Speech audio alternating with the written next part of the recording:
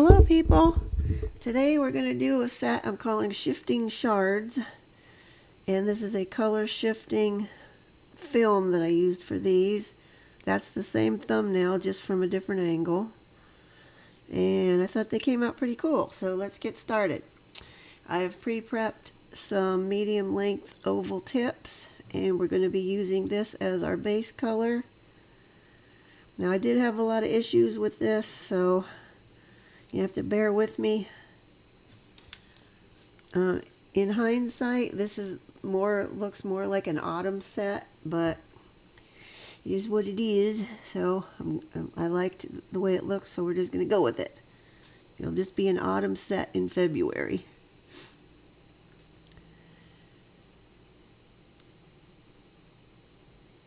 Well, as I said, I had a lot of issues, which you're going to see here. Some of the stuff I left in so you could see what the problem was and what I ended up doing.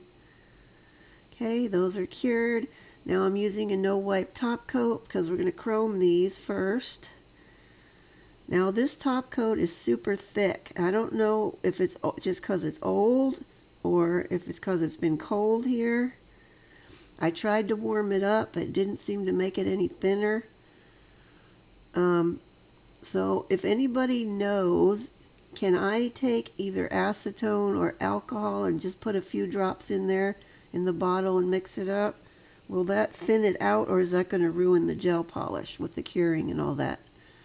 If anybody knows, please let me know in the comments, because I don't want to try it and ruin that whole bottle of top coat if I don't have to. And we're just going along here. Like, I don't know why this particular one is so thick. It has been sitting up in my cupboard there for a while. Okay, now this is where things started going wrong. This is the chrome powder we're going to use. Now, I've not had any issues with this brand of chrome powder. But maybe it's this one, this particular color. I don't know. But as you can see, what happens is it just doesn't want to stick to it. See, it just does not want to stick. Now, when I've had issues like this before, what I do is give them another layer of top coat and then try the chrome again, and then usually it's fine. But this time it just was not working.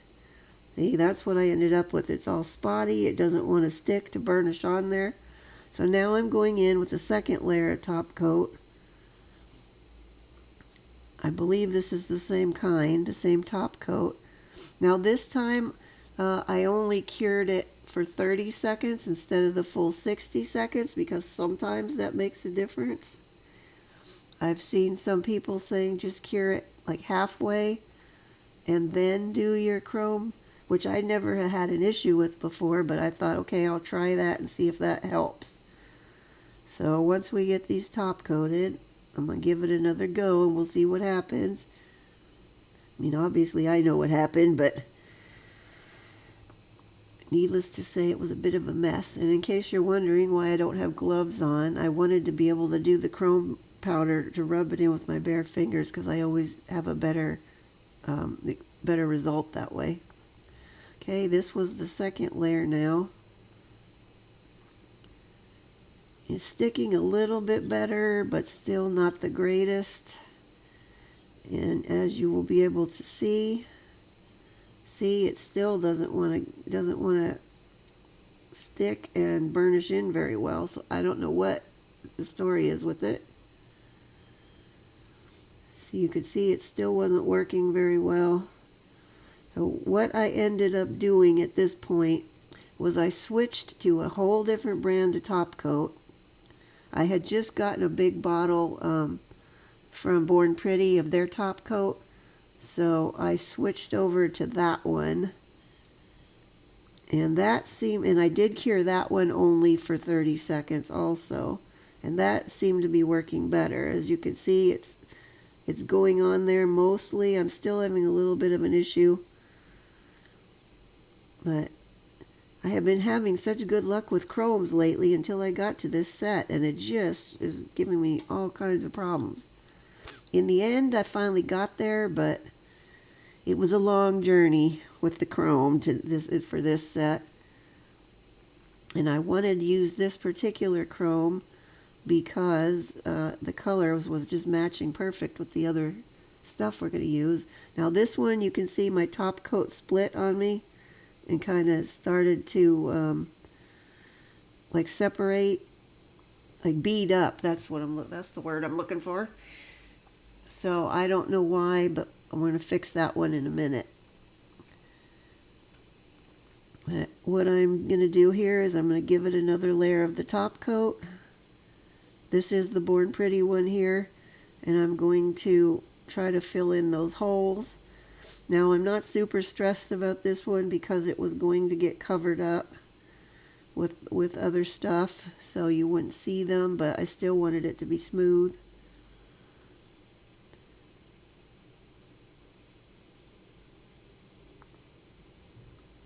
The only other alternative was to file that down and smooth it off and then start with a fresh top coat, which I really didn't want to do at that point. I already had like probably 4 or 5 layers of top coat by this time.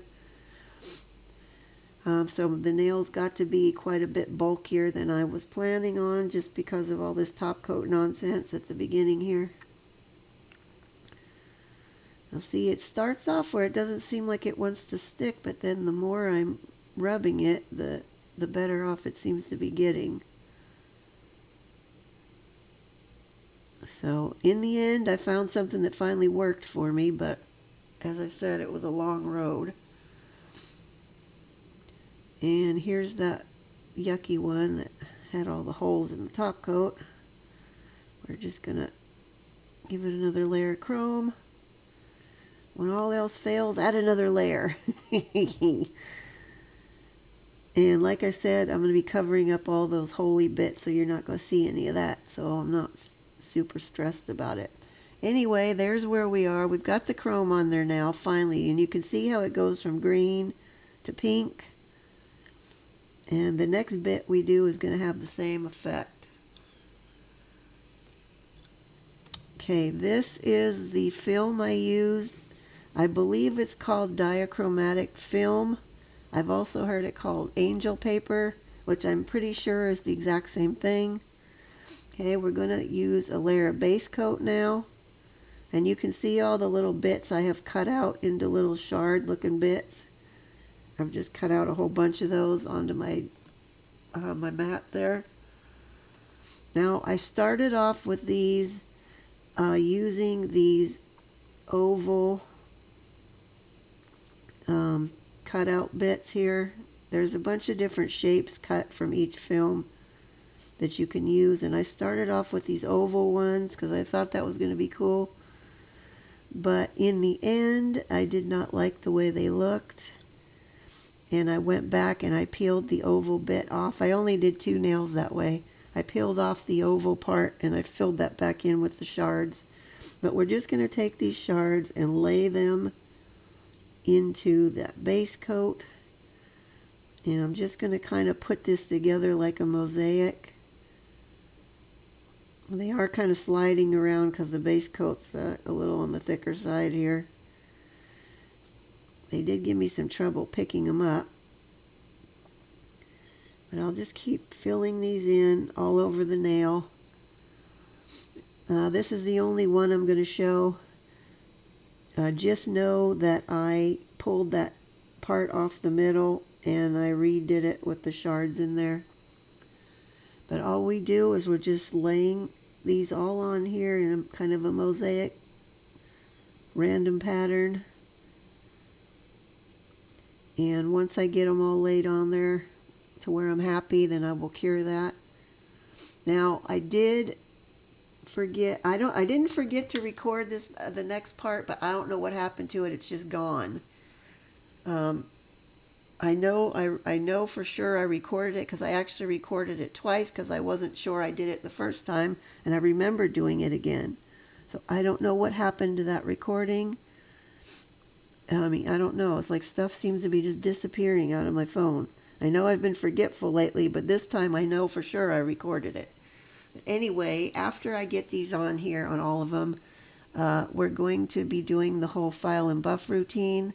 So I then put on, since you're not going to see it, I'll just tell you now, I put on a very hefty layer of base coat over these, and then I put on a very heavy layer of my tempered top coat, and then a second layer of the tempered top coat, but just like a normal amount. Then I went through the whole file and buff routine on all of the nails. Well, not the middle finger because we're not putting them on those, but on all the rest of them. Okay, I believe I'm ready to maybe cure that one. Maybe, maybe not. We'll see. Okay, there it is cured. Now see how that middle part kind of got wrinkly and just weird looking? I didn't like the way that was, so I pulled it off. Okay, now these have all been filed and buffed, and they're all ready to go. And we're going to go on with our final top coat on these. This is just a regular layer top. I'm not doing it extra heavy or anything. I've gotten my shapes back now, at least somewhat. And they're all smooth.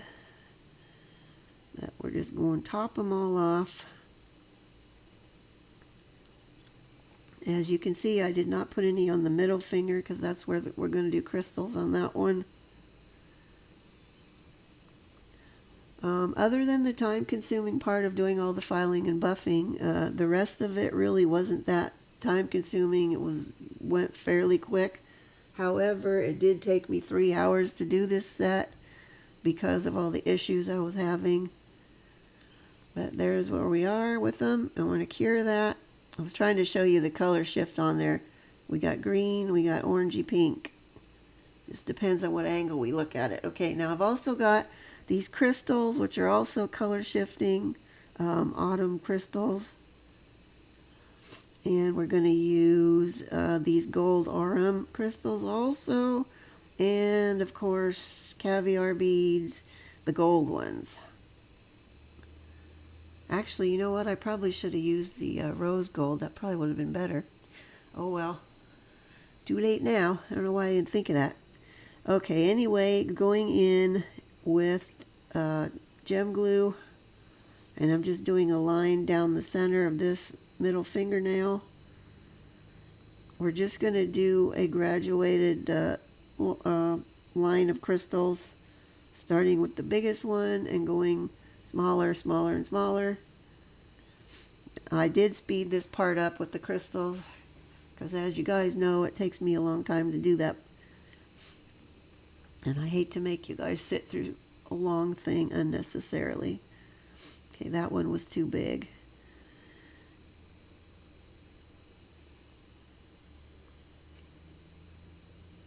And a teeny tiny little arm at the end. Oh, wait, we need more glue.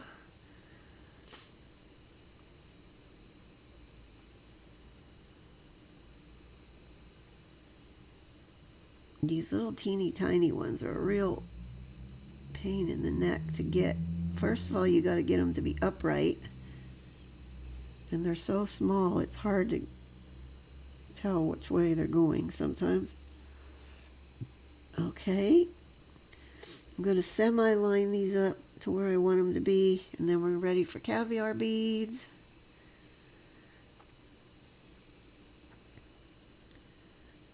We'll have one of the smallest ones on either end and on the two littler crystals. I did not want to let go. Don't worry if things are moving around. I just like to generally get the caviar beads in the vicinity of where I want them to end up. And then I will shift things around and get them where I want them.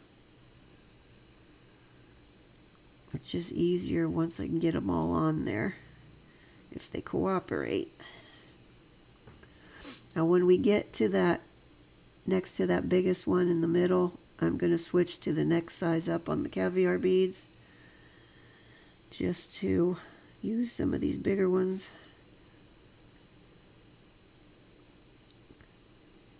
And one more. Okay. Now I'm going to tuck all of those in there nicely and move everything around, get it lined up exactly where I want it. And once I accomplish that, we will cure this for 90 seconds.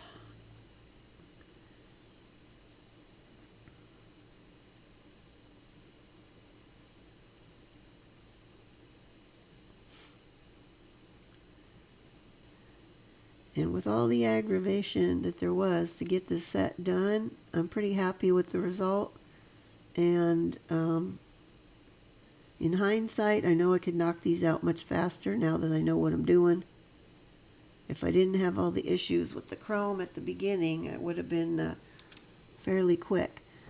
Okay, we're going in now. It's been cured with our final top coat just on this nail.